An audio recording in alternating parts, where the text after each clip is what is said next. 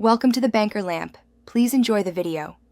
You begin by opening Notion and creating the top-level page that will become your site. This is where structure lives.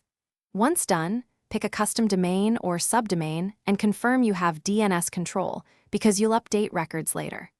Make sure to plan your primary pages and navigation now, home, about, contact, so you can build consistently. Then enable page sharing in Notion and copy the public link. This is the first actionable step that turns your workspace into a web. You now flesh out each page using Notion blocks. Add headings, columns, images, embeds, and a clear call to action so visitors know what to do.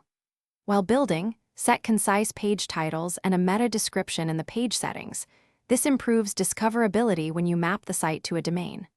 Once content is stable, create templates for repeated sections and use toggles for long content to keep pages scannable. Make sure to test layout on mobile and desktop as you proceed. You finish by publishing the Notion page and mapping it to your domain. Update DNS or CNAME records as instructed by your domain provider and wait for propagation. Once connected, enable SSL through your host or proxy so traffic is encrypted. Then, click through every link, test contact forms, and verify mobile responsiveness.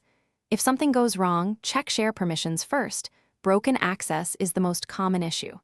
If DNS isn't resolving, clear cache, recheck records, and allow up to 24.